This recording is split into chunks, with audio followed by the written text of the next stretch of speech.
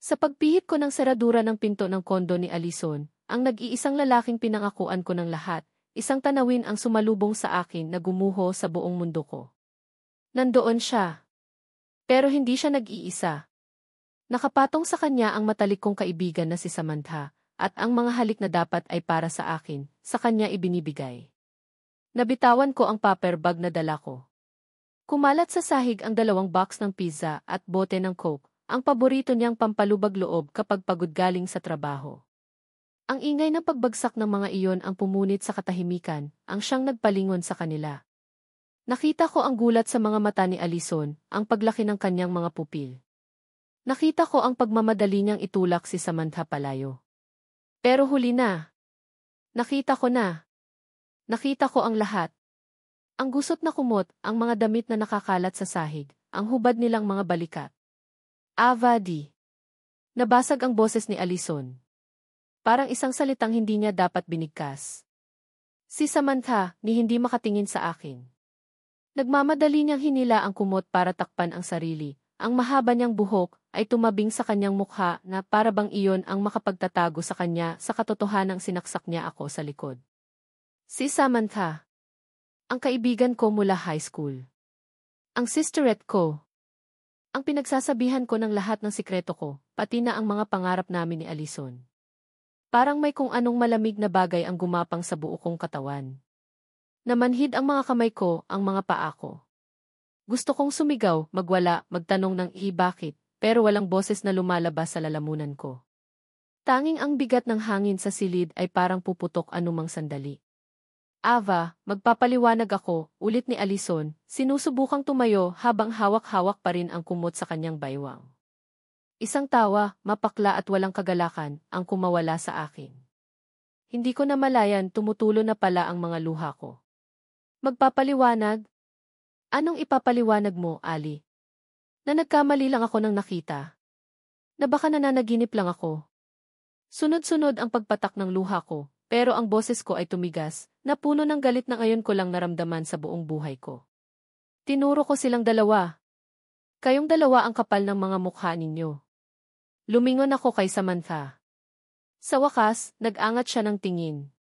Pula ang mga mata niya, puno ng pagsisisi, pero huli na. Sam, tinuring kitang kapatid. Kapatid. Alam mo lahat.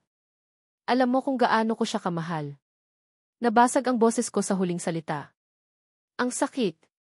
Parang pinipiga ang puso ko hanggang sa maduro. I'm sorry, Avad, pabulong niyang sabi, halos hindi ko marinig. Sorry. Umiling ako, pinupunasan ang mga luha ko na parang wala ng katapusan. Huwag sa akin. Huwag na huwag mong sasabihin iyan sa akin. Ibinalik ko ang tingin ko kay Alison na ngayon ay nakatayo na, suot ang kanyang boxer shorts. Ang lalaking pinangarap kong makasama habang buhay, ang lalaking ipinagdasal ko gabi-gabi. Ngayon, para siyang isang estranghero na kinasusuklaman ko. 3 taon, Ali. 3 taon tayong magkasama. May mga plano tayo. May mga pangarap tayo. Lahat ba iyon kasinungalingan lang? Hindi, Ava, hindi totoo yan. Mahal kita, Ali. Mahal? Napasigaw ako. Ganito ba ang pagmamahal? Ang lokohin ako kasama ng best friend ko sa sarili mong pamamahay? Sa kama na to. Dinuro ko ang kama na minsan ay naging saksi sa mga masasayang alaala namin. Ngayon, isa na lang itong maruming ebidensya ng kanilang kataksilan. Hindi ko na kaya. Parang nasusuka ako. Tinalikuran ko sila. Ayoko nang makita ang mga pagmumukha nila. Sinulyapan ko ang nagkalat na pizza sa sahig. Ang simbolo ng pag-aalaga ko ngayon ay basura na lang. Tulad ng pag-ibig ko. Tapos na tayo, Alison, sabi ko, malinaw at pinal. Hindi ako lumingon. Simula ngayon, hindi na kita kilala. At ikaw, sabi ko, kahit hindi ko tinitingnan si Samantha, alam kong nakikinig siya. Sana maging masaya kayo. Naglakad ako palabas ng pinto, hindi pinansin ang pagtawag ni Alison sa pangalan ko. Bawat hakbang palayo sa unit na iyon ay parang 1 milya ang layo. Pagpasok ko sa elevator, doon na ako napahagulgol. Nag-iisa. Wasak. Ang biyahe pa uwi ay malabo. Hindi ko matandaan kung paano ako nakasakay ng taxi o kung paano ko nasabi sa driver ang address namin. Ang alam ko lang, pagdating ko sa bahay, sinalubong ako ni Mama sa pinto, at isang tingin pa lang niya sa mukha kong basang-basa ng luha at namumugto, alam na niya. Anak, anong nangyari? Niyakap niya ako ng mahigpit, at sa yakap na iyon, lalo akong napaiyak. Dinala niya ako sa sofa. Dumating si Papa, bumaba mula sa kanyang study, at nakita ang estado ko. Ikinuwento ko sa kanila ang lahat, sa pagitan ng mga hikbi at pagsinghot. Ang bawat salita ay parang karayom na tumutusok pabalik sa puso ko. Nakita ko ang galit sa mukha ni Papa, ang awa at pag-aalala naman kay Mama. Pagkatapos kong magkwento, isang mabigat na katahimikan ang bumalot sa sala. Si Mama ang unang bumasag nito. Matagal ko nang hindi gusto ang Alison na iyan, sabi niya, ang boses ay maihalong galit at panghihinayang. Sinabi ko na sayo, Ava. Elena, hayaan mo na muna ang bata, saway ni Papa, pero alam kong sang-ayon siya. Umupo siya sa tabi ko. Tapos na yon, anak. Ang mahalaga, nalaman mo na ang totoo. Hindi siya ang lalaking para sayo. Tumango lang ako, walang lakas na sumagot. Pakiramdam ko, naubos na ang lahat ng enerhiya ko. Ang gusto ko lang ay matulog at sana paggising ko, isa lang itong masamang panaginip. Pero ang mga sumunod na sinabi ni Papa ang gumising sa akin sa mas masahol na katotohanan. Ava, seryoso niyang sabi, hinawakan ang kamay ko. Alam ng mama mo at ako na nasasaktan ka ngayon. At ayaw na naming maulit pa ito. Tumingin siya kay Mama na tumango bilang pagsang-ayon. May naisip na kaming mas magandang plano para sa kinabukasan mo.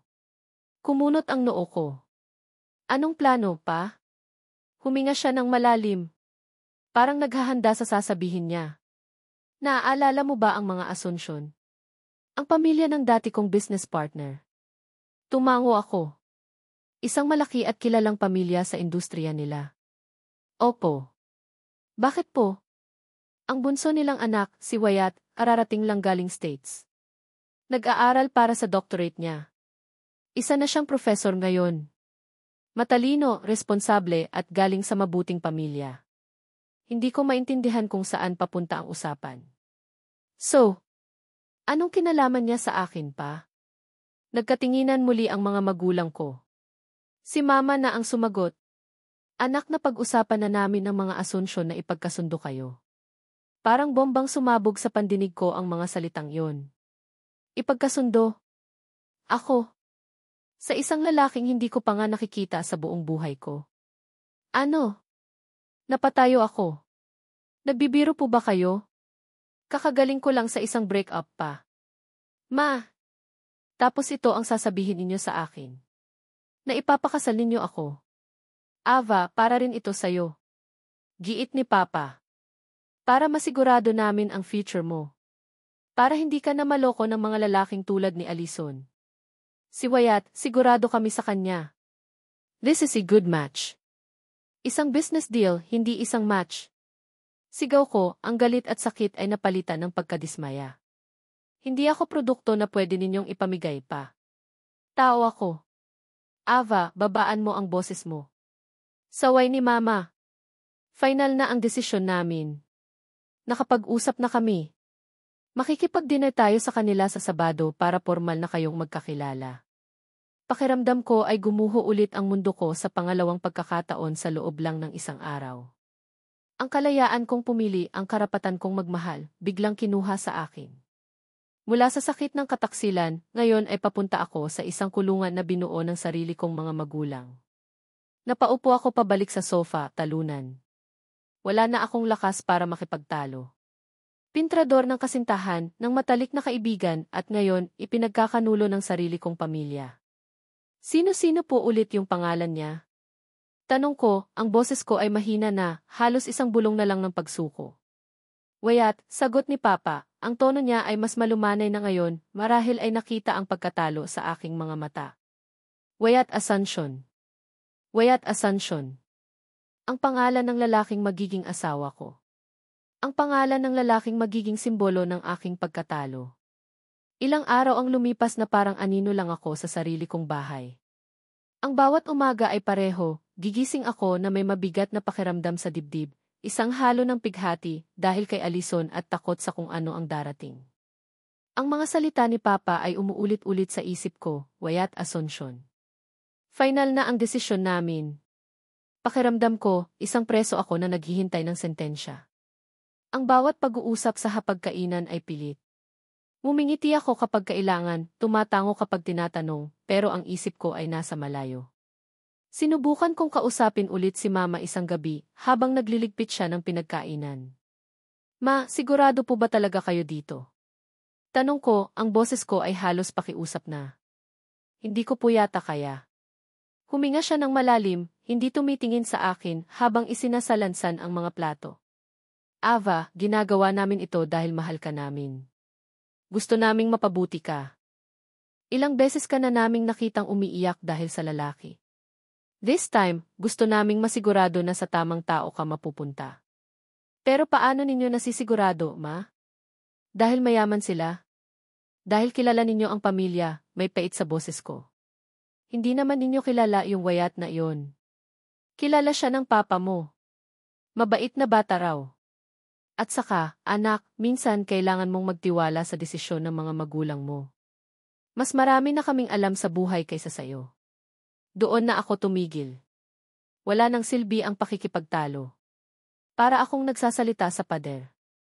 Ang pagmamahal na sinasabi nila ay parang isang kadena na unti-unting pumupulupot sa lig ko. Dumating ang araw ng Sabado. Ang araw ng aking paghatol. Pinilit ako ni Mama na magsuot ng isang simpleng kulay krema na bestida. Sabi niya, para daw magmukha akong presentable. Sa salamin, nakita ko ang isang babaeng malungkot ang mga mata.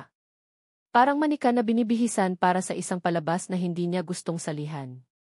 Ang dinner ay sa isang mamahaling restaurant na tahimik at formal. Pagdating namin, nandoon na ang pamilya Asuncion. Isang matikas na Ginoo at isang eleganteng ginang, ang mga magulang ni Wyatt, at sa tabi nila, isang lalaking nakatayo, nakatalikod sa amin habang kausap ang isang waiter. Nang lumingon siya, parang huminto ang paghinga ko. Siya si Wyatt Asuncion. Matangkad siya, mas matangkad kay Alison. Balanse ang pangangatawan, hindi sobrang maskulado pero halatang inaalagaan ang sarili. Nakasuot siya ng isang navy blue na polo shirt na lalong nagpalitaw sa kulay ng kanyang balat. Ang kanyang buhok ay makapal at bahagyang magulo na para bang hinaplos lang ng kanyang mga daliri. Pero ang mga mata niya ang nakakuha ng atensyon ko. Madilim ang mga iyon, malalim, at nang magtama ang aming mga paningin, walang emosyon akong nakita. Blanko. Tumayo ang mga magulang niya para batiin kami. Pilit ang ngiti ko habang nakikipagbeso-beso sa kanila. Elena, Ricardo, buti nakarating kayo, sabi ng ginang si Tita Maricel. At ito na siguro si Ava. Dalaga na. Ang ganda-ganda mo, iha. Salamat po, pabulong kong sagot. Wyatt, bumati ka, utos ng kanyang ama, si Tito Robert. Lumapit siya sa amin. Hindi ngumingiti. Tumingin siya sa mga magulang ko pagkatapos ay sa akin. Good evening po. Good evening, Ava. Ang boses niya, malalim at kalmado. Parang angkop sa itsura niyang seryoso. Tumango lang ako bilang tugon. Hindi ko alam ang sasabihin. Ang buong dinner ay isang mahabang sandali ng pagkailang. Ang mga magulang namin ang nag-uusap tungkol sa negosyo, sa mga lumang alaala, sa kung gaano kami bagay sa isa't isa. Si Wyatt at ako, parehong tahimik. Paminsan-minsan, nagkakatinginan kami, pero mabilis din naming iniiwas ang aming mga mata. Pakiramdam ko, pareho kaming biktima sa sitwasyong ito. Siya ba, gusto niya rin ba ito? O napilitan lang din siya, tulad ko? So, Wyatt, narinig ko isa ka na raw professor sa universidad, si Papa ang bumasag sa katahimikan sa aming dulo ng mesa. Yes, Tito. I'm teaching postgraduate studies. Philosophy, sagot niya, magalang pero halatang hindi interesado. Philosophy. Wow, sabi ko, hindi ko napigilan ang bahagyang sarkasmo. So, you think about the meaning of life for living. Tumingin siya sa akin, at sa unang pagkakataon, may nakita akong kislap sa mga mata niya. Hindi galit pero parang hamon. Something like that. We question things. We analyze existence. We tear aside to understand how people do what they do. May diin ang huling mga salita niya na para bang may ipinapahiwatig. Para bang sinasabi niya, naiintindihan ko kung bakit ka ganyan. Natahimik ako. Pagkatapos ng dinner, hinikayat kami ng mga magulang namin na mag-usap. Lumabas kami sa balcony ng restaurant na may tanawin ng syudad. Ang hangin ay malamig, pero mas malamig ang tensyon sa pagitan naming dalawa. Sumandal siya sa railings, nakatingin sa malayo. Ako naman ay nanatiling nakatayo malapit sa pinto, handang tumakbo anumang oras. So, siya ang unang nagsalita, hindi pa rin tumitingin sa akin. I guess we're in the same boat. Nagulat ako sa sinabi niya. Anong ibig mong sabihin? Lumingon siya. Sa liwanag ng buwan, mas nakita ko ang kanyang mukha. May mga pino siyang linya sa gilid ng kanyang mga mata. Mukha siyang pagod. This arranged marriage. I know you don't want this. To be honest, I don't want this either. Nakaramdam ako ng kaunting gumaan. Hindi pala ako nag-iisa. Kung ayaw mo, bakit ka pumayag? Nagkibit balikat siya. Family reasons. Utang na loob. A sense of duty. Pick one. May bakas ng pagod at pagkasawa sa kanyang boses. My father is old school. He believes this alliance will be good for both families. And my mother, she just wants to see me settled. So, sinusunod mo lang sila? For now, I don't have choice. You! Huminga ako ng malalim. Ganoon din kakagaling ko lang sa isang masamang karanasan. At para sa kanila, ito ang solusyon. Ang ipaubaya ang buhay ko sa isang estranghero. Sa wakas, tinitigan niya ako ng diretsyo. Walang blangko, walang hamon. Parang pang-unawa. I'm not a monster, Ava. I won't force you into anything you're not comfortable with. Pero papakasalan mo ako, sabi ko, isang katotohanan na hindi matatakasan. Tumango siya. Yes. That seems to be the non-negotiable part of this deal. Tumingin siyang muli sa mga ilaw ng syudad. We can make this work. We can be civil. Treat it like a partnership. We live our own lives, but under one roof. No expectations. No emotional attachments. Just a contract that we have to fulfill for our families. Isang kontrata. Ganoon lang pala kadali para sa kanya. Para sa akin, ito ang buhay ko. Ang kinabukasan ko. Ang puso ko nawasak na at ngayon ay ipinapamigay na lang. Madaling sabihin para sa'yo, mahina kong sabi. It's the only logical way to survive this, sagot niya, ang boses ay bumalik sa pagiging kalmado at walang emosyon. Unless you have a better idea. Wala. Wala akong maisip na paraan para makatakas. Nakakulong na ako. Ang mga sumunod na linggo ay naging isang blur ng mga paghahanda. Pamimili ng singsing na pinili ng mga nanay namin, pag-uusap tungkol sa petsa ng kasal, pagtingin sa bahay na titirhan namin, isang regalo mula sa mga Asunsyon. Sa bawat pagkikita namin, laging may kasamang pamilya. Palagi kaming pinipilit na mag-usap, magkakilala. Isang hapon, sinundo niya ako sa unibersidad.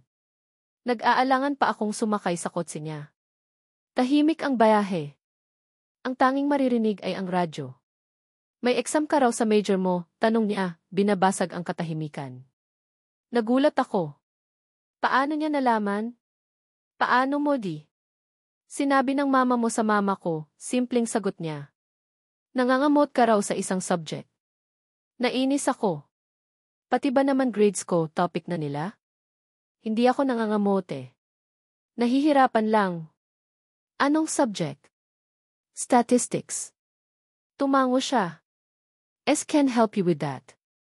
I used to tutor statistics back in college. Napatingin ako sa kanya. Isang professor ng pilosopiya na magaling sa statistics. Seryoso. I'm serious. Tumingin siya sa akin saglit bago ibinalik ang tingin sa daan. Ayokong bumagsak ang mapapangasawa ko. It would be bad for my reputation. May halong biro ang tono niya, pero naramdaman ko ang sincerity. Ito ang unang pagkakataon na nag-alok siya ng tulong na para bang kusa. Hindi dahil inutos. Pumayag ako kahit labag sa loob ko. Kailangan ko talagang pumasa. Nang gabing iyon, sa library ng bahay nila, tinuruan niya ako. Mahusay siyang magturo. Pasyente. Malinaw. Sa unang pagkakataon, naintindihan ko ang mga konsepto na ilang linggo ko nang pinipilit ipasok sa utak ko. May mga sandaling nagkakalapit ang aming mga mukha habang tinitingnan namin ang iisang libro. Naamoy ko ang banayad niyang pabango. Nakikita ko ang bawat pilik mata niya. May mga pagkakataong nagkakatinginan kami at sa mga sandaling iyon, nararamdaman ko ang isang bagay na hindi ko maintindihan. Hindi kilig. Hindi galit. Isang bagay na bago. Isang bagay na nakakatakot. Pagkatapos ng halos 2 oras, isinara ko ang libro. Salamat, sabi ko, at sa unang pagkakataon, totoo ang pasasalamat na iyon. Malaking tulong to. Tumango lang siya, inaayos ang mga papel. Just doing this part in this arrangement.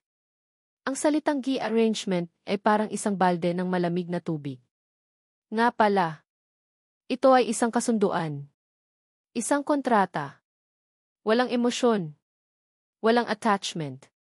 Pero habang pauwi ako ng gabing iyon, hindi ko maiwasang isipin.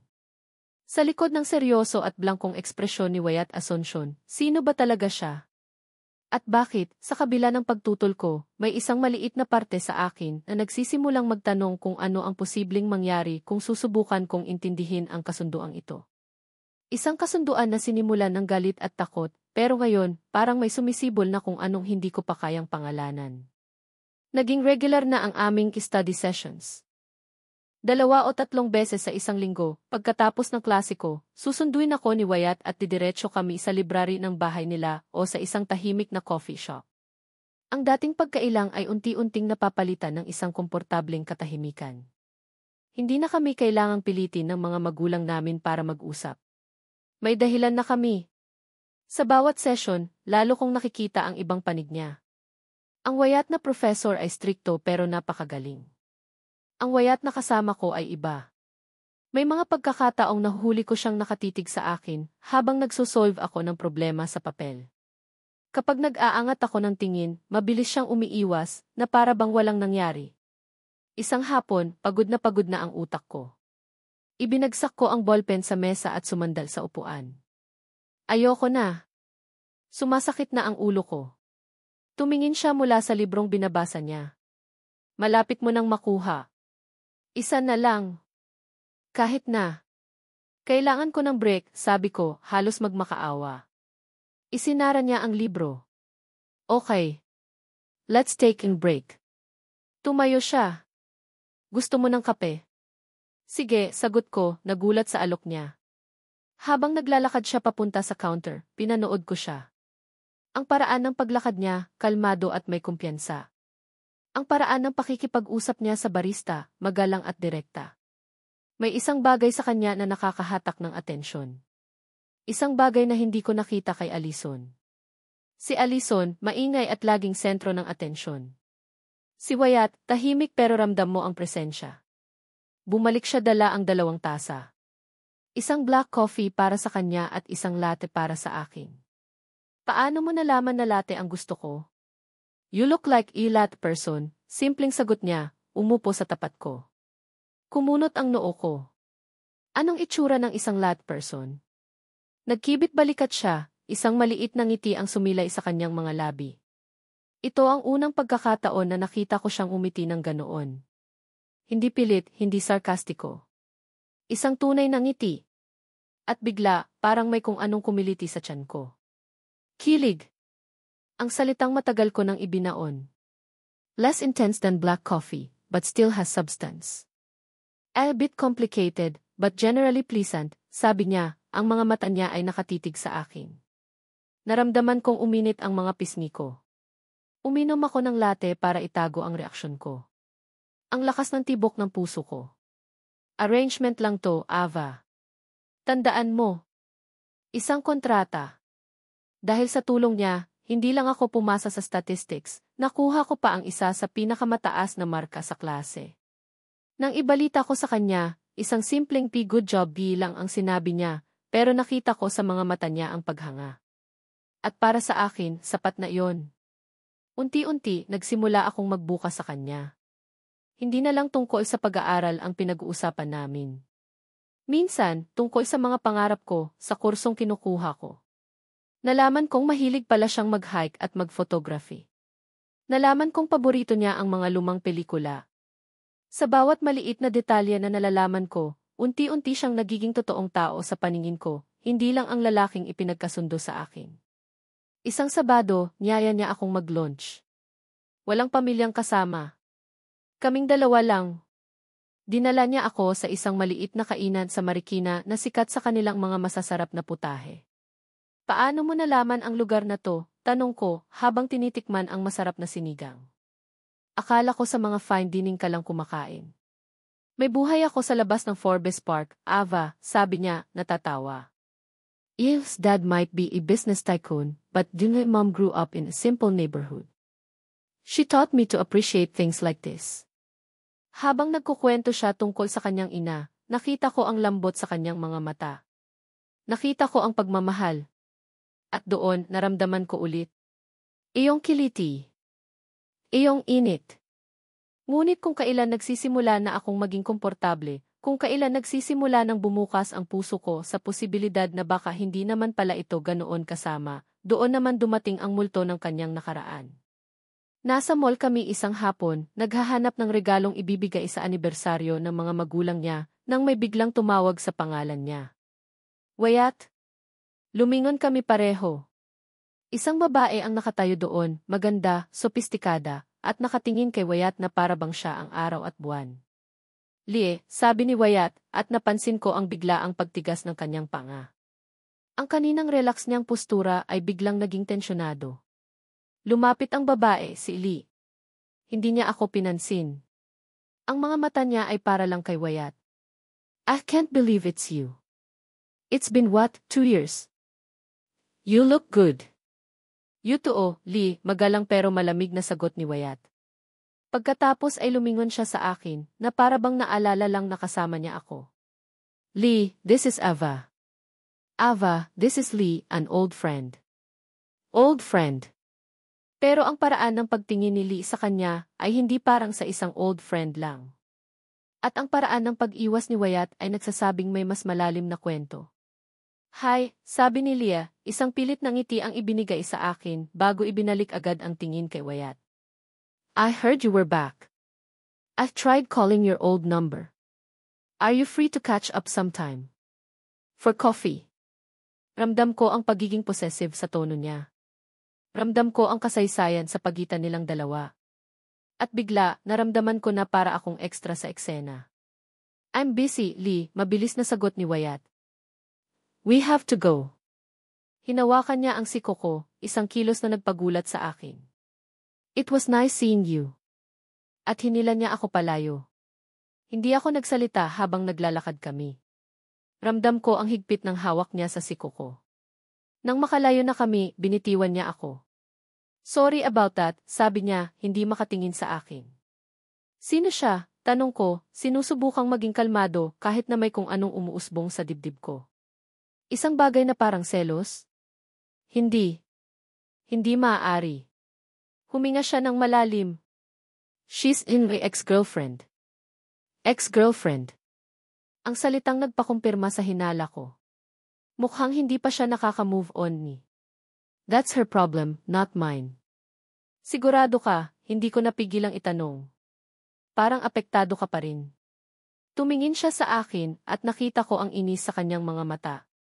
Ava, it's in the past. It's over. Let's just drop it, see. Tumango ako, pero ang isip ko ay puno na ng mga tanong. Gaano katagal sila?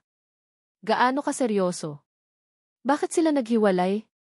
At bakit, sa kabila ng sinasabi niyang tapos na ramdam ko pa rin ang bigat ng presensya ni Lee sa pagitan namin. Nang gabing iyon, hindi ako mapakali. Kinuha ko ang cellphone ko at ginawa ang isang bagay na alam kong hindi dapat. Sinearch ko ang pangalan niya sa social media. Lee Villanueva. Isang modelo at socialite. Ang kanyang profile ay puno ng mga magagandang larawan, mga biyahe sa ibang bansa, mga party. At sa mga lumang post, nandoon siya. Si Wyatt. May mga litrato nila na magkahawak kamay sa Paris, magkayakap sa isang beach, nakangiti sa isang family gathering ng mga Asunsyon. Halatang halata na minahal nila ang isa't isa. Halatang tanggap siya ng pamilya niya. Ang caption sa isang litrato na kuha ni Lee, "Give they forever and always, DEED." Pinatay ko ang cellphone ko. Parang may kung anong malamig na bagay ang bumalik sa puso ko. Ang takot. Ang pag-aalinlangan. Lahat ng mga maliliit na ikilig di moments namin, lahat ng mga pagkakataong akala ko ay nagsisimula na kaming maging totoo sa isa't isa, biglang nabura. Napalitan ng imahe ni Leah at Wyatt na masayang magkasama. Sino ba ang niloloko ko? Isa lang akong pamalit. Isang convenient solution sa problema ng pamilya niya. Ang babaeng nararapat para sa kanya, ang babaeng minahal niya, ay si Lee. Hindi ako. Ang kontrata na sinabi niya, no emotional attachments, biglang naging masakit na katotohanan. Siya, marahil, ay kayang-kaya itong tuparin. Dahil ang puso niya, baka pag-aari pa rin ng iba. Pero ako na nagsisimula ng umasa. Paano ko ito lalabanan? Ang pagkakataon ng pagkakilig ay biglang naging isang mapait na paalala ng aking lugar sa buhay niya. Ako ang fiance. Ako ang kasunduan. Pero hindi ako ang minahal. At baka kailanman hindi magiging ako. Simula nang magpakita si Lee, isang pader ng yelo ang muling itinayo ko sa pagitan namin ni Wyatt. Ang mga study sessions namin ay naging formal at striktong pang-akademiko na lang ulit. Ang mga sagot ko sa mga tanong niya ay naging maikli at walang personal na detalye. Kung niyayaya niya akong kumain sa labas, palagi akong tumatanggi, palaging may dahilan, may project, may group meeting, pagod. Alam kong napapansin niya. Paano bang hindi? Ang dating komportableng katahimikan ay napalitan ng isang nakakabinging tensyon. Nakikita ko ang pagtataka sa kanyang mga mata sa tuwing titingin siya sa akin, pero hindi siya nagtatanong. At mas lalo akong naiinis. Bakit hindi siya magtanong? Dahil ba hindi naman talaga mahalaga sa kanya?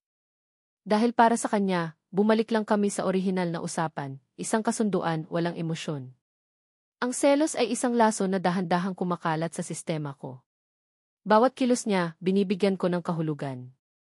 Kapag may kausap siya sa telepono at lumalayo siya, iniisip kong si Leah yun. Kapag nakikita ko siyang nakangiti habang nagte-text, sigurado akong si Lee ang ka-text niya. Ang isip ko ay naging sarili kong kalaban.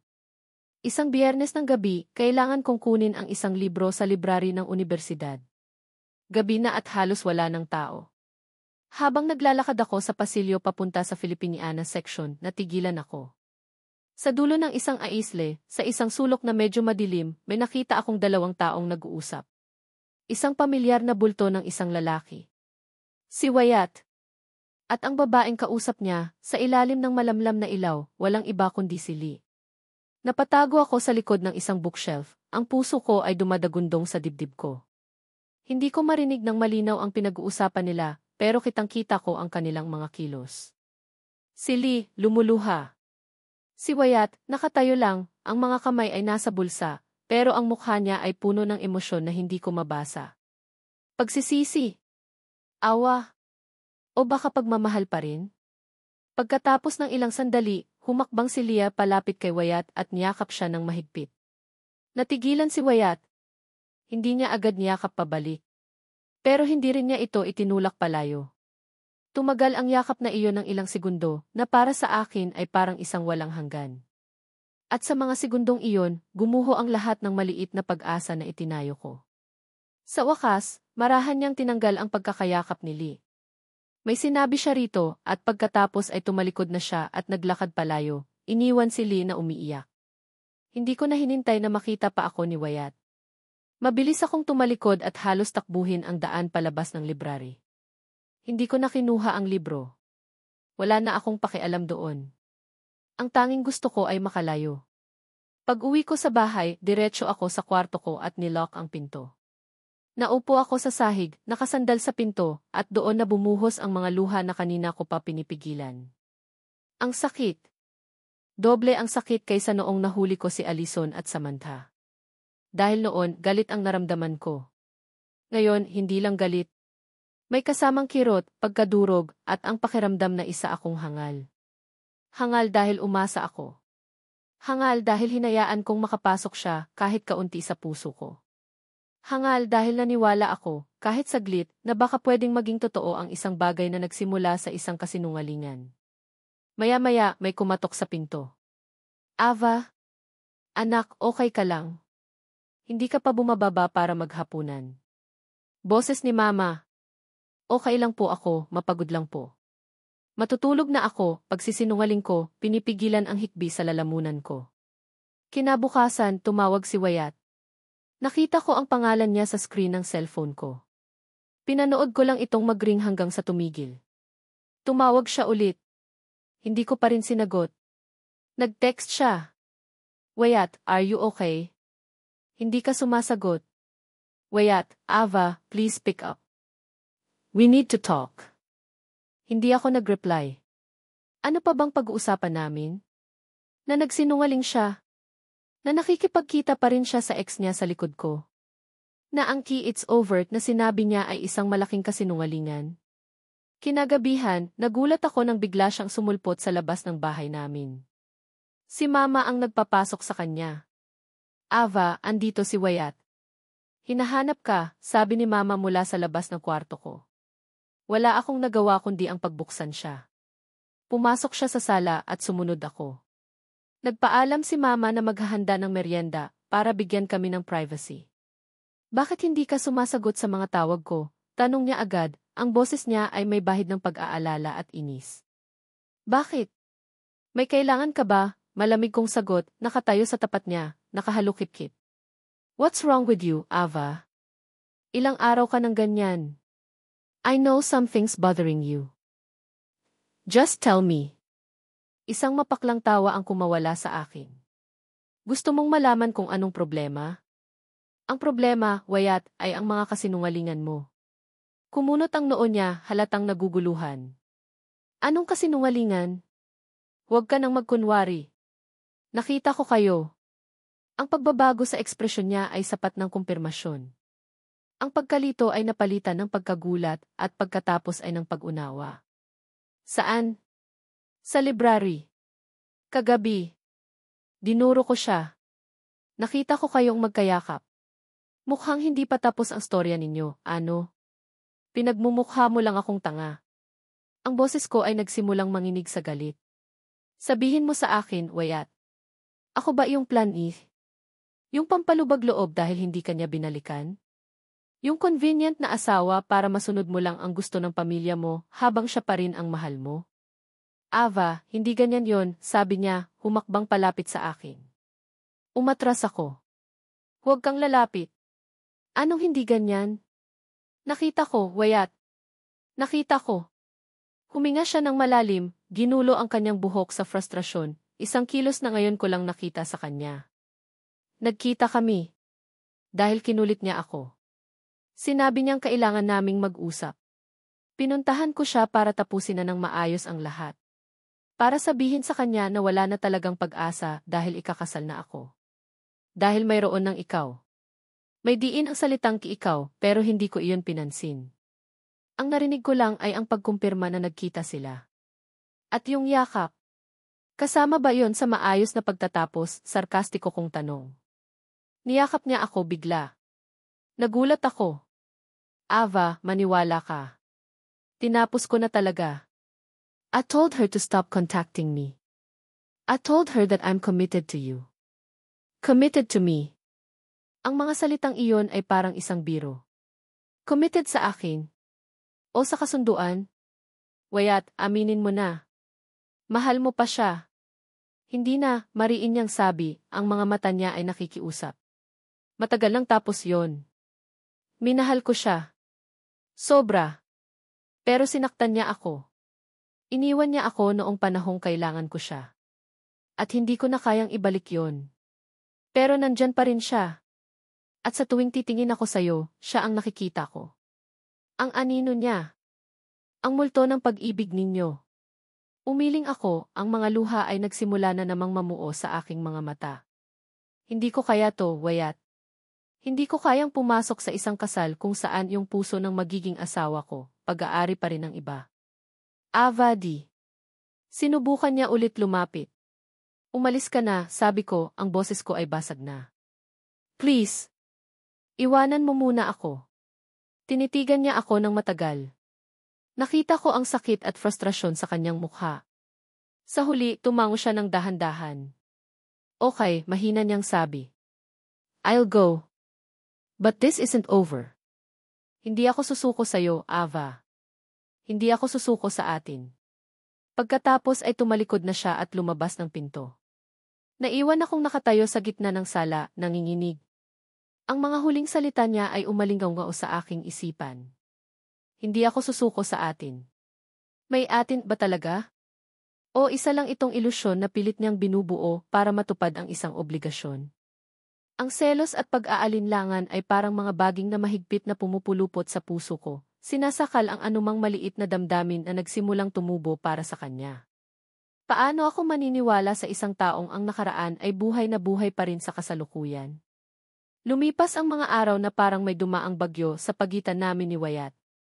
Ang katahimikan ay mas mabigat kaysa dati dahil ngayon mayroon ng hindi pagkakaintindihan na nakabitin sa hangin. Sa isang banda, nakahinga ako ng maluwag dahil sa espasyo. Pinilit kong ikumbinsi ang sarili ko na mas mabuti na ito, na mas madaling bumalik sa dati, sa pagkamuhi sa kasunduang ito, sa pagbabalik sa aking saradong mundo. Pero sa kabilang banda, may isang parte sa akin na hinahanap-hanap ang presensya niya. Hinahanap ko ang kanyang mga tahimik na sulyap, ang paraan ng pagkunot ng noo niya, kapag may sinusubukan siyang ipaintindi sa akin, ang pambihirang ngiti na sumisilay sa kanyang mga labi. At ang pag-amin na iyon sa sarili ko ay nagdulot ng panibagong kirot. Isang bagay na pilit kong iwinawaksi. Akala ko, iyon na ang katapusan ng aming tea arrangement. Akala ko, sa wakas ay sasabihin na niya sa mga magulang namin na hindi ito mag-work. Akala ko, malaya na ako. Ngunit nagkamali ako. Isang hapon, pag-uwi ko galing eskwela, pagod at walang gana, nakita ko ang itim niyang kotse na pamilyar na sa akin. Nakaparada ito sa tapat ng bahay namin. Napabuntong hininga ako, ang puso ko ay nagsimulang tumibok ng mas mabilis. Heto na naman kami. Inihanda ko ang sarili ko para sa isa na namang tensyonadong pag-uusap. Pumasok ako sa loob, handang harapin siya. Pero ang naabutan ko ay hindi si Wyatt na seryosong naghihintay sa sala. Ang naabutan ko ay isang amoy. Amoy ng ginigisang bawang at sibuyas. Amoy ng toyo at suka. Amoy ng paborito kong adobo.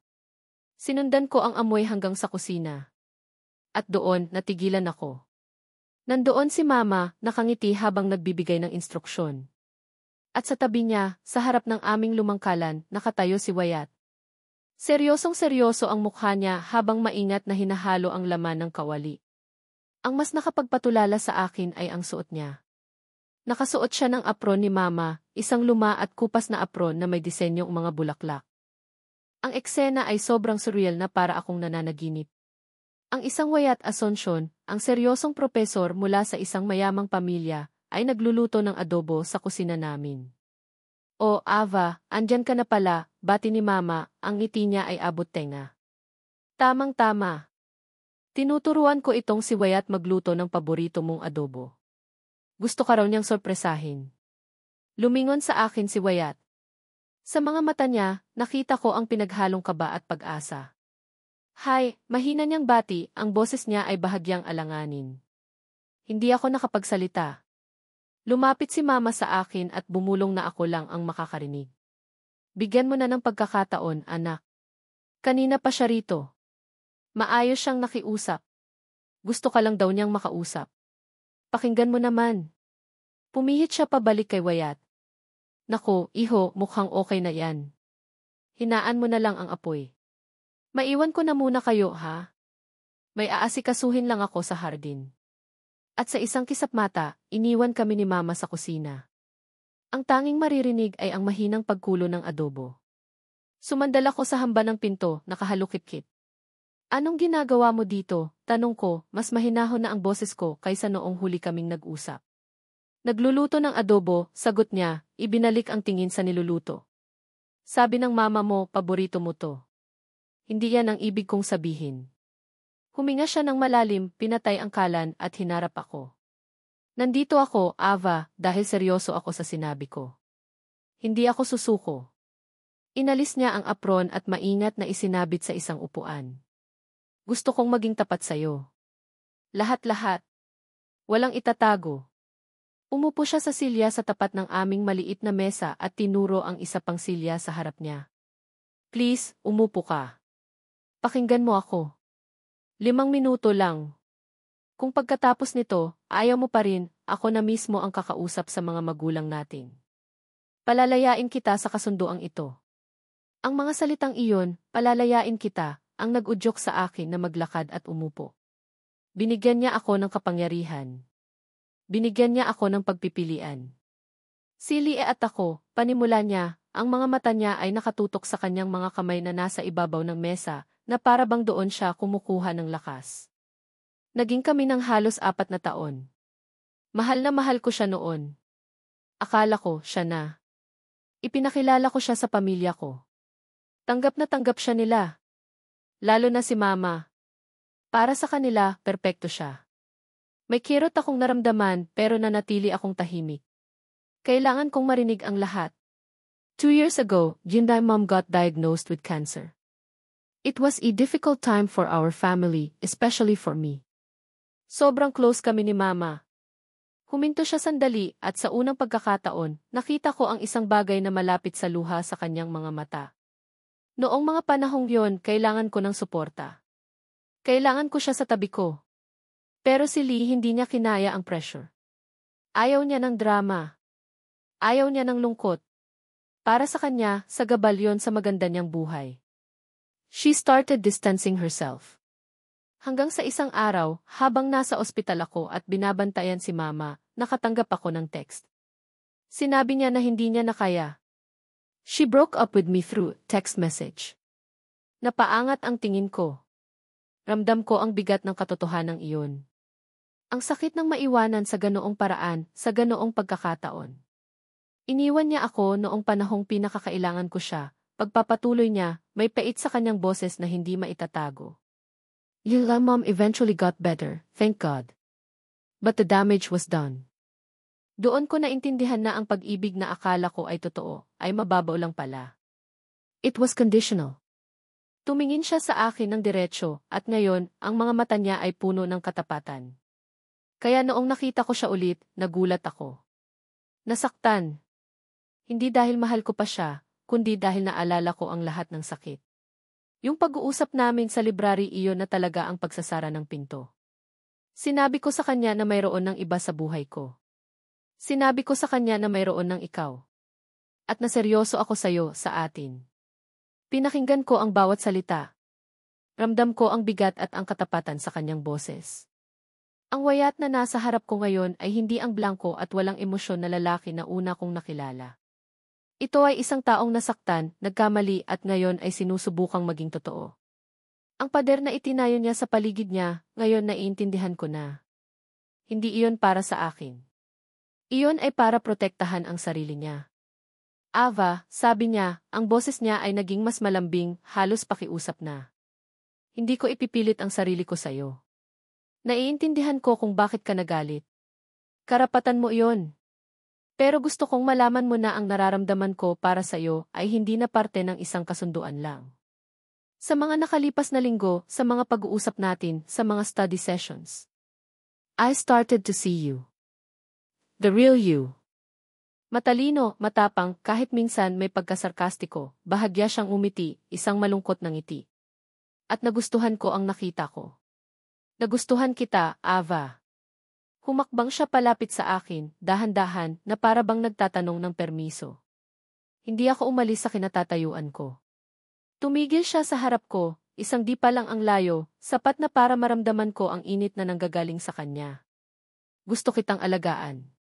Gusto kong patunayan na hindi lahat ng lalaki ay tulad ni Alison. At lalong-lalo na, gusto kong ako ang maging dahilan ng mga ngiti mo, hindi ng mga luha mo. Tinitigan ko siya. Ang mga mata niyang laging seryoso ay ngayon puno ng pagsusumamo. Nakita ko ang takot niya, takot na muling tanggihan, takot na muling iwanan. At sa sandaling iyon, ang galit at selos na binuo ko sa puso ko ay unti-unting natunaw.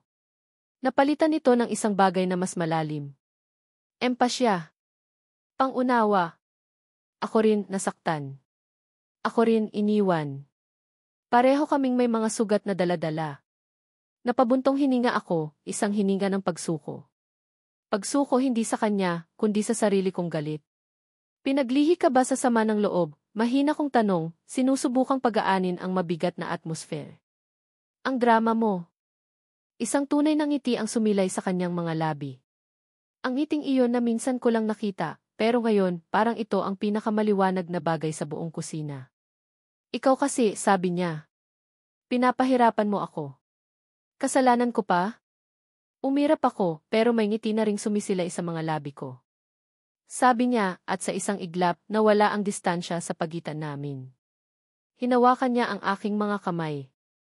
Ang init ng kanyang mga palad ay dumaloy sa buo kong katawan. Kaya patawarin mo na ako. Please! Tinitigan ko ang aming mga kamay na magkahawak.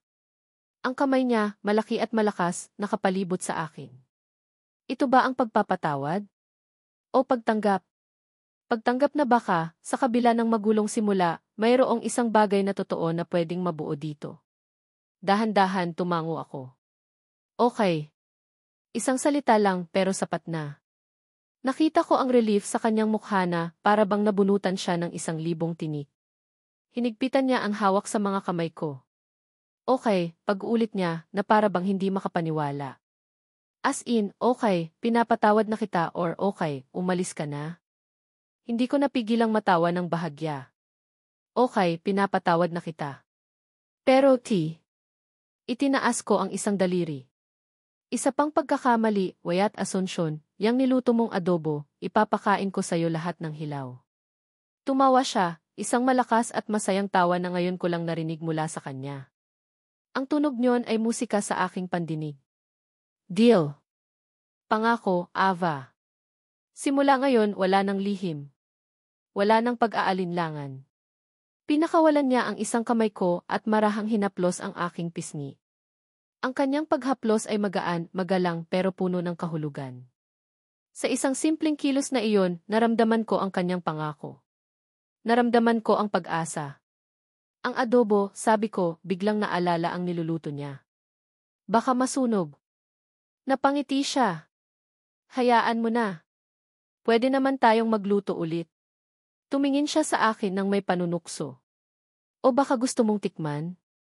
Hinila niya ako palapit sa kalan.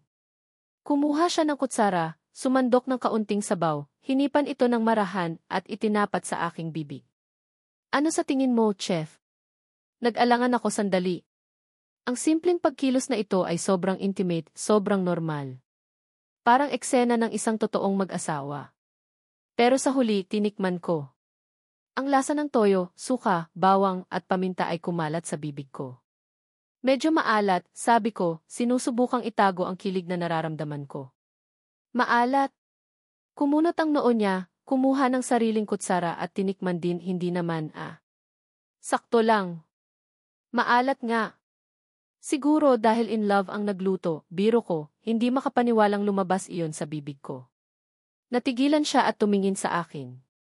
Ang panunukso sa kanyang mga mata ay napalitan ng isang malalim na intensidad. Siguro nga, sabi niya, ang boses niya ay bumaba, naging mas malambing.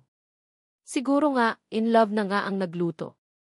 Ang mga salitang iyon ay tumago sa puso ko. Naramdaman kong uminit ang aking mga pisngi at mabilis akong umiwas ng tingin. Ang simpleng kusina namin ay biglang napuno ng isang kuryenteng hindi ko maipaliwanag. Sa mga sandaling iyon, habang naamoy namin ang adobo at pinakikinggan ang tahimik na pagaspas ng hangin sa labas, alam kong may nagbago. Hindi lang sa pagitan namin kundi sa loob ko. Ang pagpapatawad ay hindi lang pala paglimot sa kasalanan. Ito rin ay pagbibigay ng pagkakataon.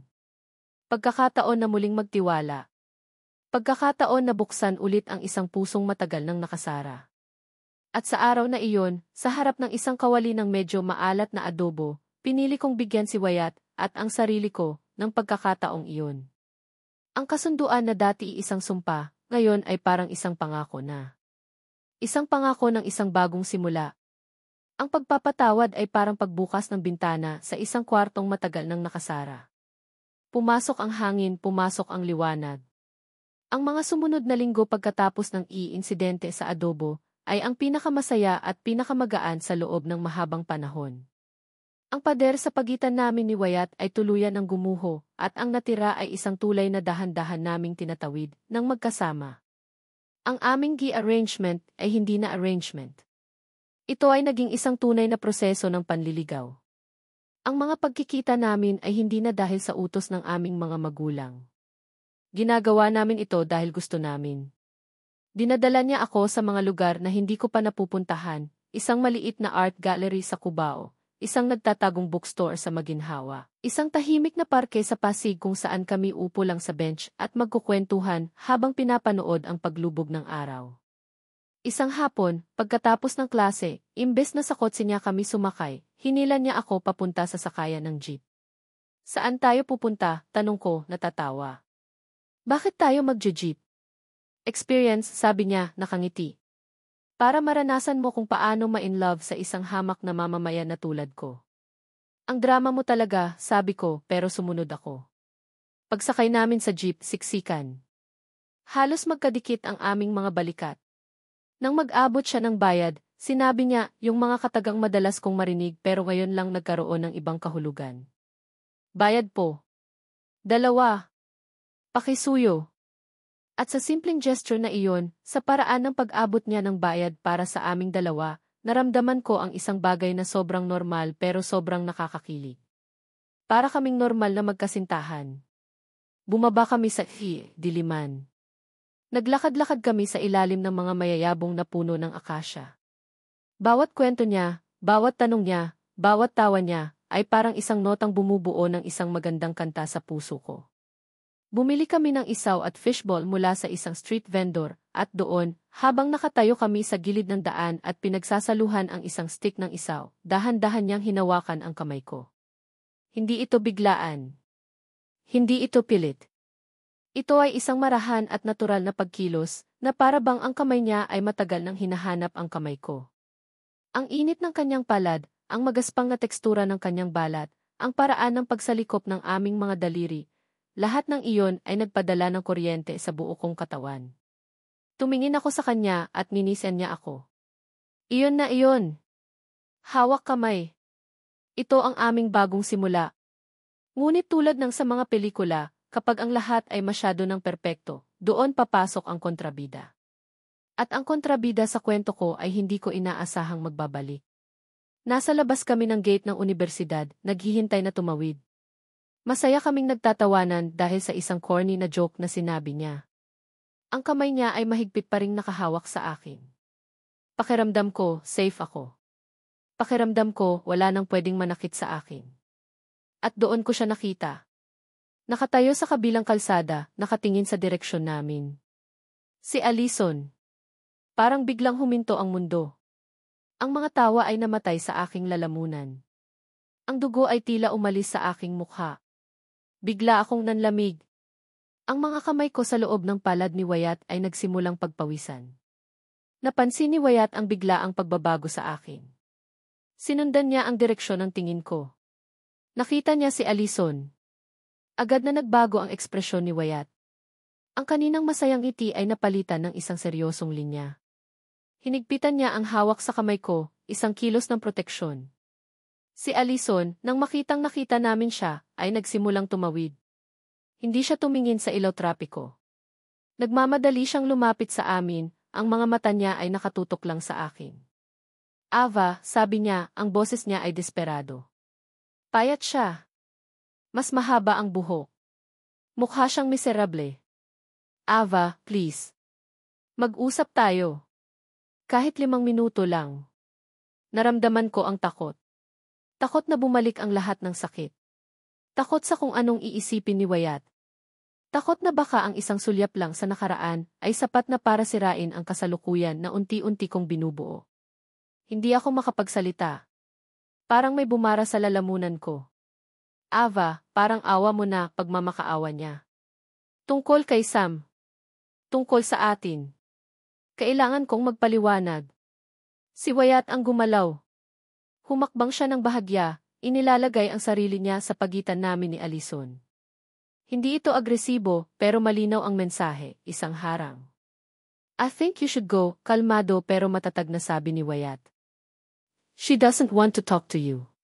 Tumingin si Allison kay Wyatt at nakita ko ang galit at selos sa kanyang mga mata. Sino ka ba para magdesisyon para sa kanya? Hindi ikaw ang kausap ko. Ako ang kasama niya, simpleng sagot ni Wyatt. At kung ayaw niya, ayaw niya. Respetuhin mo iyon. Bumaling ulit si Allison sa akin. Ava. Di ba? Sabihin mo sa kanya. Mahal mo pa ako, di ba? Alam ko. Nararamdaman ko. Ang mga salitang iyon ay parang isang sampal. Napatingin ako kay Wyatt, takot sa kung anong makikita ko. Pero ang nakita ko ay hindi galit o pagdududa. Ang nakita ko ay pag-aalala para sa akin. Nahanap ko sa wakas ang boses ko. Tapos na tayo, Allison, sabi ko, ang boses ko ay nanginginig pero pilit kong pinatatag. Matagal na. Umalis ka na, please. Ang sakit sa mukha ni Allison ay halos nakakaawa. Pero mas nanaig ang takot at ang pagnanais kong protektahan kung anong meron kami ni Wyatt.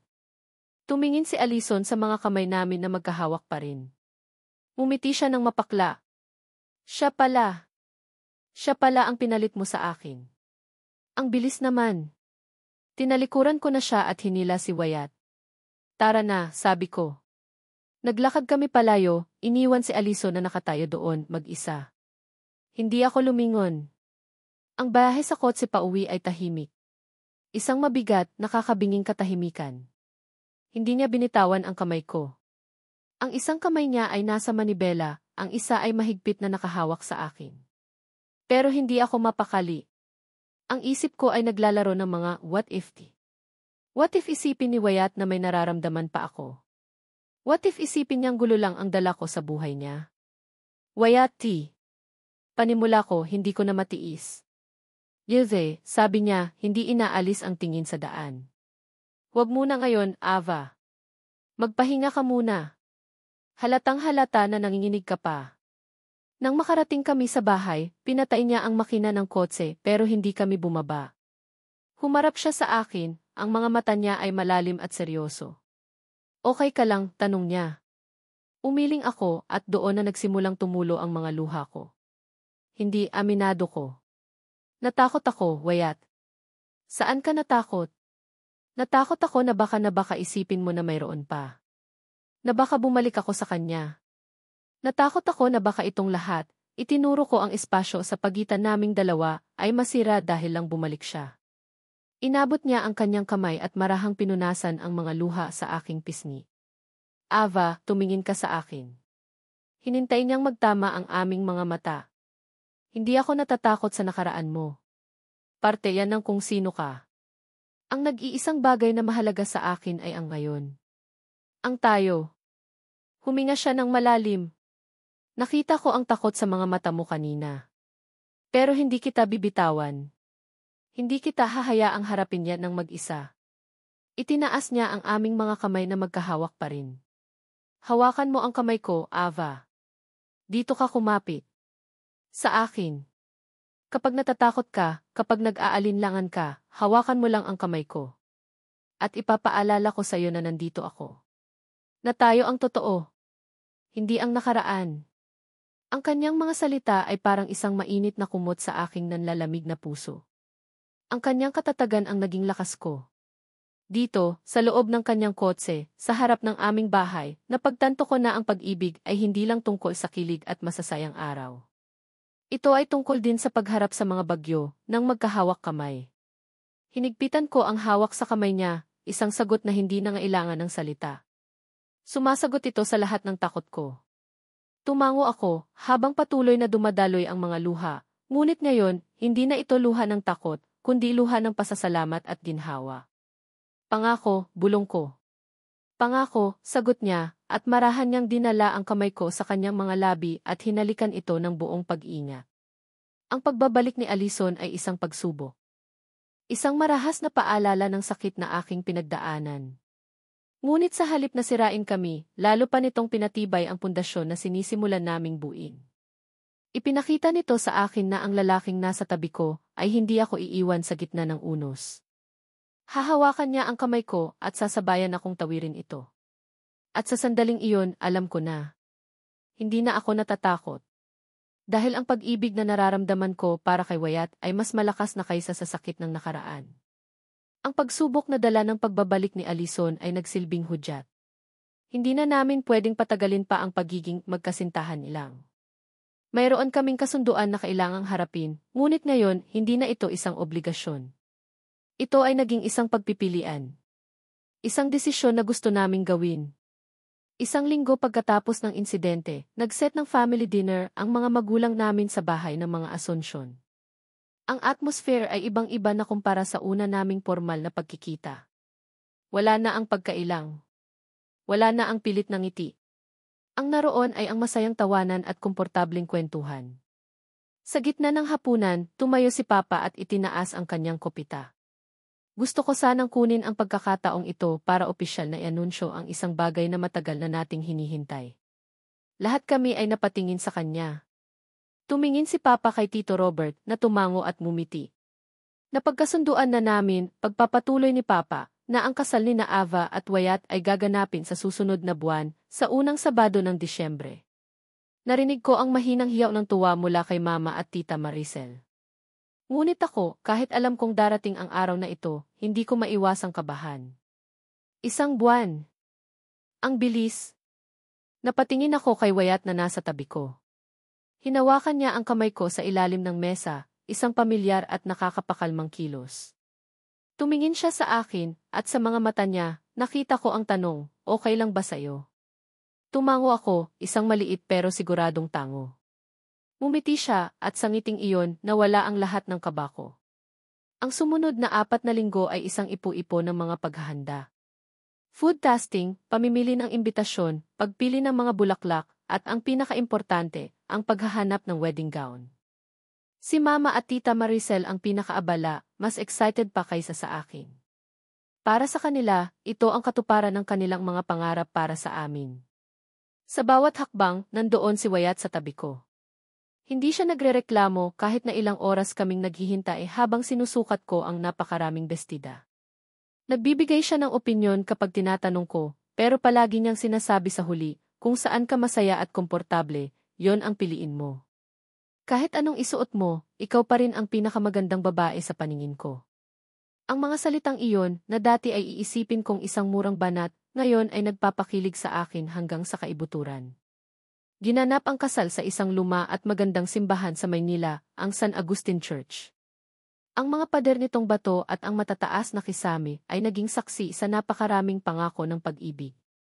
At ngayon, oras na para sa amin. Habang naglalakad ako sa aisle, suot ang isang simpleng puting bestida na ako mismo ang pumili, nakakapit sa braso ni Papa, ang tanging nakikita ko ay ang lalaking naghihintay sa akin sa dulo. Si Wyatt. Nakasuot siya ng isang perpektong barong Tagalog. Ang kanyang buhok ay maayos na nakasuklay, at sa kanyang mukha ay makikita ang isang emosyon na hinding-hindi ko malilimutan, isang pinaghalong pagkamangha, tuwa, at isang pagmamahal na sobrang dalisay. Nang iabot ako ni Papa sa kanya, bumulong si Papa, alagaan mo ang prinsesa ko, iho. Pangako po, Tito. Buong buhay ko, sagot ni Wyatt, hindi inaalis ang tingin sa akin. Nang magkaharap na kami sa altar, sa harap ng pari at ng Diyos, ang lahat ng tao sa paligid ay naglaho. Kaming dalawa na lang. Ang mga salita ng pari ay tila isang panaginip. Ngunit nang dumating ang oras para sa aming mga panata, doon ako bumalik sa realidad. Si Wyatt ang nauna. Kinuha niya ang aking mga kamay. Nanginginig ang mga ito. Ava, panimula niya, ang boses niya ay malinaw at matatag. Nagsimula tayo sa isang kasunduan. Isang arrangement na pareho nating hindi gusto. Akala ko noon, isa ka lang obligasyon na kailangan kong tuparin. Pero nagkamali ako. Sa bawat araw na nakasama kita, sa bawat tawa, sa bawat pag-aalala, sa bawat pagtatalo unti-unti kong nakita ang babaeng itinadhana para sa akin.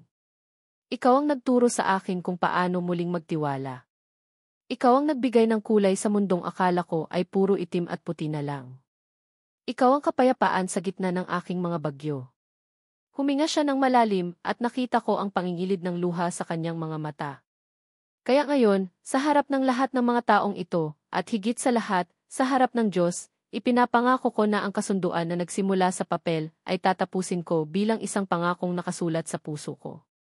Ipinapangako kong mamahalin ka, aalagaan, at igagalang sa hirap at ginhawa, sa sakit at kalusugan, hanggang sa huling hininga ng aking buhay. Ikaw lang, Ava. Noon, ngayon at magpakailanman. Hindi ko na napigilan ang aking mga luha. Ang mga salita niya ay tumago sa kaluluwa ko. Ngayon, ako naman. Kinuha ko ang singsing. Wayat, sabi ko, ang boses ko ay nanginginig. Pumasok ako sa buhay mo na puno ng galit at sakit. Isinara ko ang puso ko at ipinangako sa sarili ko na hinding-hindi na muling magmamahal. Ikaw ang nagwasak sa pangakong iyon. Ngumiti ako sa gitna ng aking mga luha. Pinilit mong buksan ang pintong isinara ko. Naging matyaga ka kahit na sinusungitan kita. Ipinakita mo sa akin na ang pag-ibig ay hindi kahinaan kundi kalakasan. Ipinakita mo sa akin na karapat-dapat akong mahalin ng totoo at buo. Isinuot ko ang singsing sa kanyang daliri. Ang singsing na ito ay simbolo ng aking pagtanggap. Pagtanggap sa iyo, sa pag-ibig mo at sa kinabukasan na bubuin natin. Ipinapangako kong magiging iyong kanlungan, iyong kakampi at iyong kaibigan. Ipinapangako kong mamahalin ka ng walang pag-aalinlangan at tatanggapin ka ng buong buo.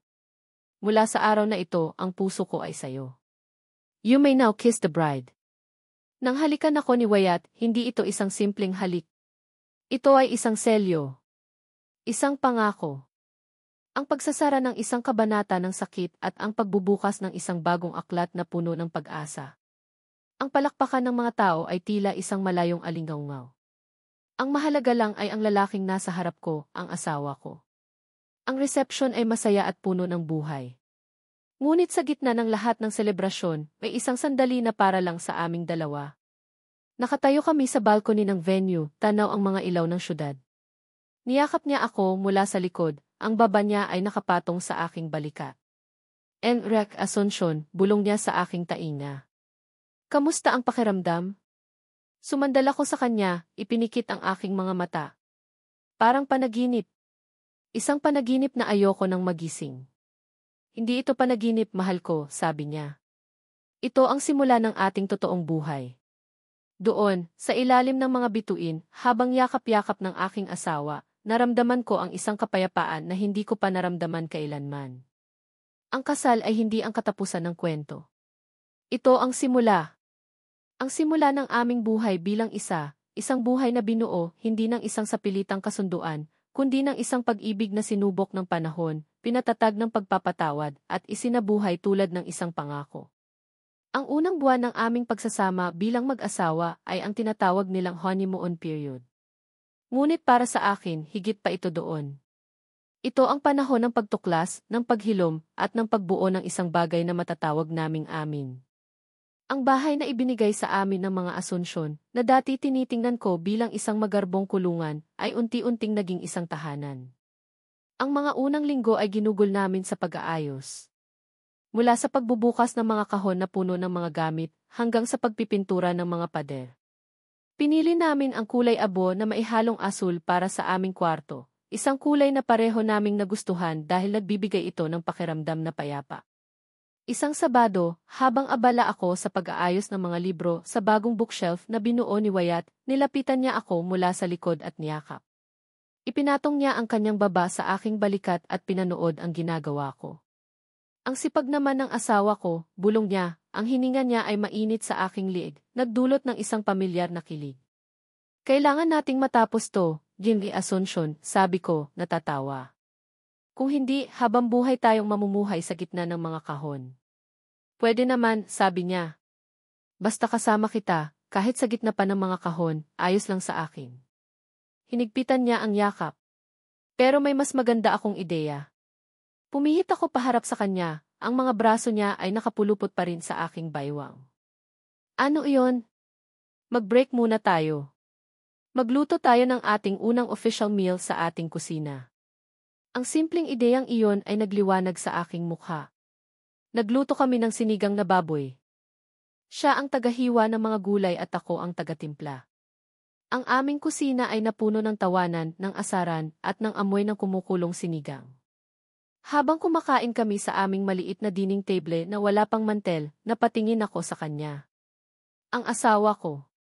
Ang lalaking minsan ay kinamuhian ko, ngayon ay ang dahilan ng bawat ngiti at pagtibok ng puso ko. Bakit? Tanong niya, napansin ang pagtitig ko. Wala, sabi ko, umiti. Masarap lang talaga ang luto mo. Teamwork too, Yumrek Assumption. Teamwork, sabi niya at kinindatan ako. Ngunit ang buhay mag-asawa ay hindi puro kilig at tawanan. May mga araw na dumarating ang mga pagsubok, maliliit man, pero sapat na para subukin ang pundasyon na aming binubuo. Isa akong full-time student na malapit ng magdesis, at siya naman ay isang propesor na may mabigat na responsibilidad sa unibersidad. May mga gabi na uwi siyang pagod na pagod, ang noo ay nakakunot dahil sa stress sa trabaho o sa mga politika sa departamento niya. Isang gabi, halos hating gabi na siya nakauwi. Naabutan ko siyang nakaupo sa dilim sa aming sala, nakasandal ang ulo sa sofa at nakapikit. Dahan-dahan akong lumapit at umupo sa sahig sa harap niya. Hey, mahina kong sabi. Idinilat niya ang kanyang mga mata. Ang pagod ay kitang-kita sa mga ito. Sorry. Ginising ba kita? Umiling ako. Hindi pa ako tulog. Hinihintay kita. Ipinatong ko ang aking kamay sa kanyang tuhod. Okay ka lang? Mukhang mabigat ang araw mo. Huminga siya ng malalim. May problema lang sa research grant na ina-applyan ng department. At may isa akong estudyante na komplikado ang sitwasyon. Ang dating Ava ay marahil mag-iisip na baka ibang komplikasyon ang tinutukoy niya. Ngunit ngayon, ang tanging naramdaman ko ay ang pagnanais na pag-aanin ang kanyang pasanin. Gusto mong pag-usapan? Tinitigan niya ako at nakita ko ang pasasalamat sa kanyang mga mata. Sa ngayon, ang gusto ko lang ay ito. Hinila niya ako ng marahan para umupo sa tabi niya sa sofa at niyakap ako. Isinandal ko ang aking ulo sa kanyang dibdib at naramdaman ko ang unti-unting pagkalma ng kanyang paghinga. Salamat, Ava, bulong niya. Hindi mo alam kung gaano kalaking tulong ang pag-uwi sa'yo. Hindi na kami nag-usap pa. Niyakap lang namin ang isa't isa sa katahimikan. Sa mga sandaling iyon, naintindihan ko na ang pagiging mag-asawa ay hindi lang pagbabahagi ng saya. Ito ay ang pagiging kanlungan para sa isa't isa sa gitna ng mga pagod at problema ng mundo. May mga pagkakataon din na ang aming mga pamilya, sa kanilang kagustuhang tumulong, ay nagiging bahagi ng aming maliliit na hamon. Isang linggo, tumawag si Tita Maricel, ang nanay ni Wyatt. Mga anak, kamusta na kayo dyan? Kailan ninyo kami bibigyan ng apo? Diretsong tanong niya, na maihalong panunukso. Nasa loudspeaker ang telepono. Nagkatinginan kami ni Wyatt. Umiti ako. Ma, si Wyatt ang sumagot, sa isang magalang pero matatag na paraan. Huwag ninyo kaming masyadong i-pressure ni Ava. Tatapusin pa niya ang pag-aaral niya. Darating din tayo dyan. Naku, kayong mga bata kayo. Noong panahon namin, iba na po ang panahon ngayon, ma, sabi ni Wyatt at pagkatapos ay maingat na ibinago ang usapan. Pagkatapos ng tawag, tumingin siya sa akin. Pasensya ka na kay mama, ha? Masyado lang ata. Okay lang, sabi ko. Naiintindihan ko. Pero salamat. Para saan? Sa pagtatanggol sa akin. Sa pagrespeto sa mga plano ko. Hinawakan niya ang aking baba. Ang plano mo, plano ko rin. Ang pangarap mo, pangarap ko rin. Hindi ba't yon ang ibig sabihin ng pagiging isa? Ang gabi ang aming paboritong oras. Pagkatapos ng maghapong pag-aaral at trabaho, tatayo kami sa aming balcony, hawak ang mainit na tasa ng tsaa o kape, at pagmamasdan ang syudad. Doon kami nag-uusap tungkol sa lahat ng bagay. Malapit na akong magdesis, sabi ko isang gabi. Pagkatapos nito, graduate na ako. I'm so proud of you, sabi niya, hinahalikan ang tuktok ng ulo ko.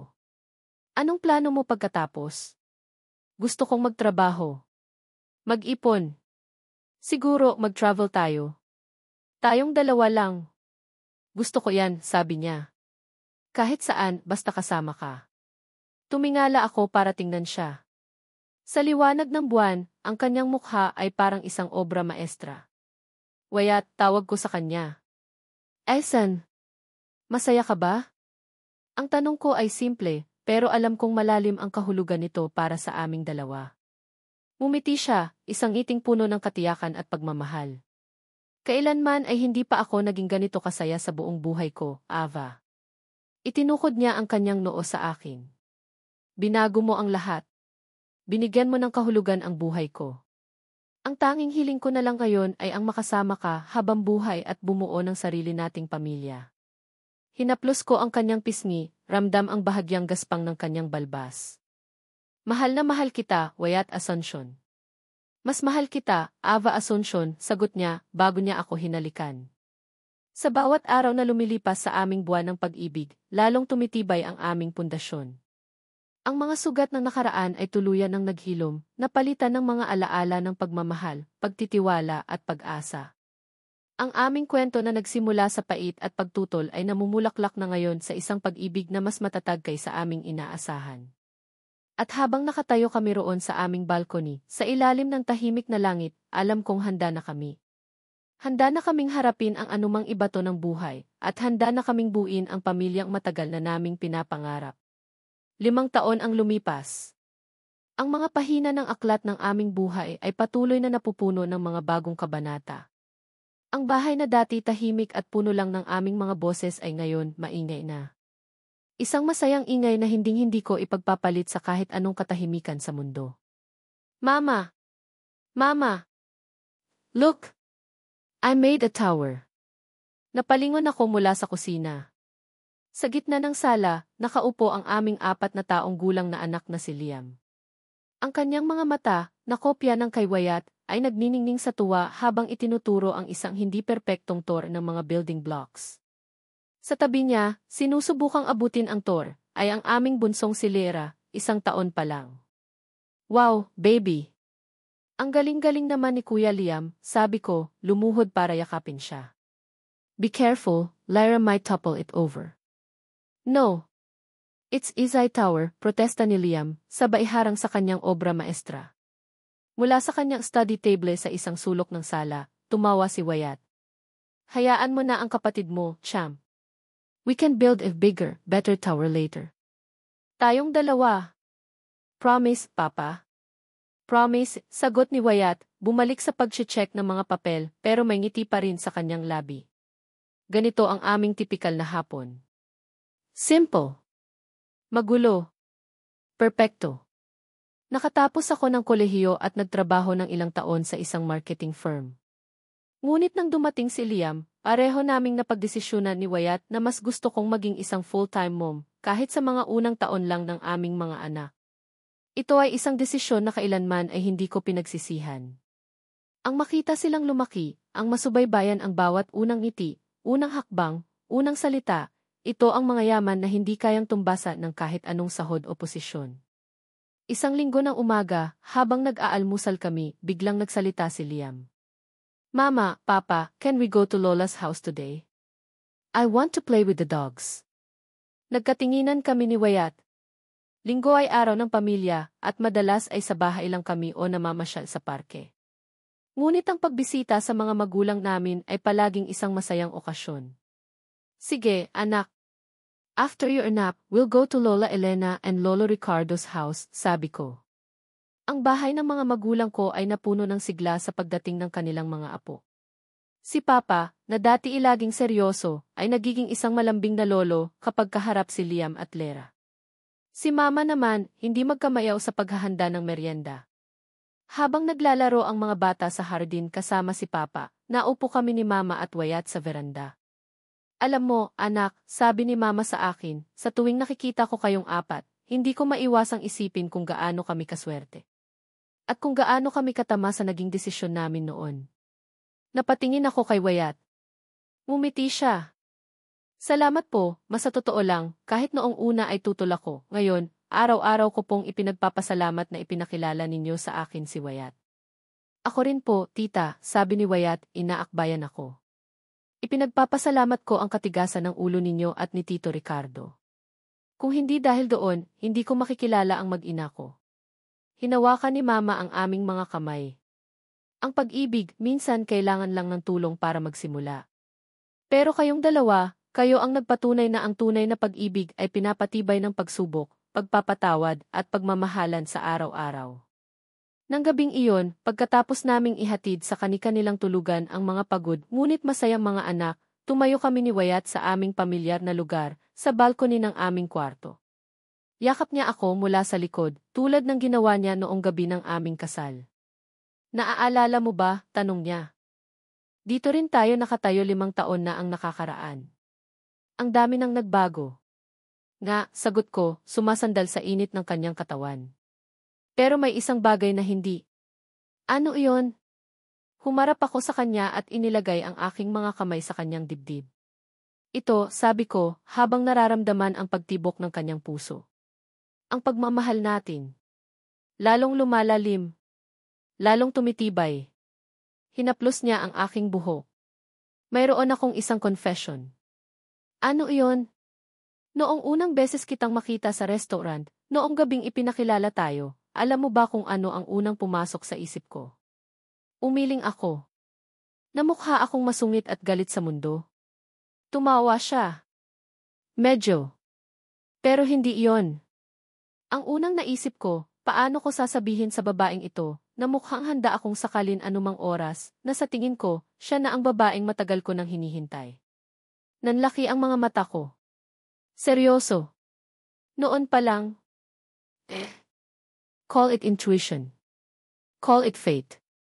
Pero sa kabila ng galit sa mga mata mo, may nakita akong isang bagay na kumonekta sa akin.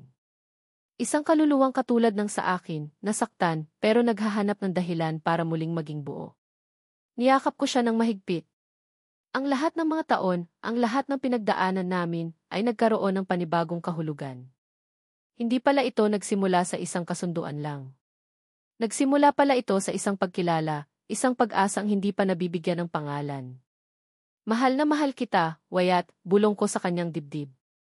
At mahal na mahal kita, Ava, sagot niya, hinahalikan ang tuktok ng aking ulo. Ikaw, si Liam at si Lyra. Kayo ang pamilya ko. Kayo ang buhay ko. Tumingala kami sa langit na puno ng mga bituin. Ang aming kwento ay hindi perpekto. Nagsimula ito sa pait ng pagkatalo, dumaan sa unos ng pag-aalinlangan at selos, at sinubok ng mga multo ng nakaraan. Ngunit sa bawat hakbang, sa bawat pagsubok, natutunan naming kumapit sa isa't isa. Ang pag-ibig pala ay hindi isang destinasyon na basta na lang darating. Ito ay isang paglalakbay. Isang paglalakbay ng pagbuo ng tiwala, pagbuo ng pangarap, at higit sa lahat, pagbuo ng isang pamilya. At habang nakatayo kami roon, magkayakap, sa ilalim ng tahimik na langit, alam kong ang aming paglalakbay ay kalagitnaan pa lang. Marami pang mga kabanata ang isusulat, marami pang mga alaala ang bubuin. Ngunit isa lang ang sigurado, hanggat magkahawak kamay kami, handa naming harapin ang lahat, dahil ang aming pag-ibig ay ang aming pinakamatibay na pundasyon, ang aming pinakatamis na gantimpala. Ito ang aming kwento. Isang kwento ng pag-ibig na ipinanganak mula sa isang kasunduan, ngunit pinalaki at pinagyaman ng isang pangakong binuo habang buhay. At dito nagtatapos ang kwento ni Ava at Wyatt. Maraming salamat sa iyong pagsama sa akin sa paglalakbay na ito. Mula sa unang kabanata ng pait at pagtataksil, hanggang sa huling pahina ng pag-ibig at pagbuo ng isang pamilya, naramdaman ko ang inyong presensya. Habang isinusulat ko ang bawat salita, ang bawat ngiti at bawat luha ni Ava at Wyatt, para na rin akong naging bahagi ng kanilang mundo. Naramdaman ko ang kanilang sakit, ang kanilang kilig, ang kanilang takot, at higit sa lahat, ang kanilang pag-asa. Dahil naniniwala ako na ang bawat isa sa atin, sa iba't ibang paraan, ay may kanya-kanyang kwento ng pag-ibig at pagpapatawad. Naway ang kwento ni Ava at Wyatt ay magsilbing isang paalala na ang pag-ibig ay hindi laging madali. Minsan, ito ay dumarating sa paraang hindi natin inaasahan. Minsan, kailangan nating dumaan sa unos para mas pahalagahan ang kapayapaan. At minsan, ang pinakamalaking regalo na maibibigay natin sa ating sarili at sa iba ay ang pagkakataong magsimulang muli. Hangad ko na sa pagtatapos ng kwentong ito, mayroong isang bagay na mananatili sa inyong puso, isang aral, isang inspirasyon, o kahit isang simpleng ngiti lang. Kung mayroon kayong saloobin o paboritong bahagi ng kanilang kwento, huwag kayong mag-atubiling ibahagi ito. Gusto kong marinig ang inyong mga boses. Muli, mula sa kaibuturan ng aking puso, maraming salamat. Hanggang sa ating susunod na pagkukwentuhan.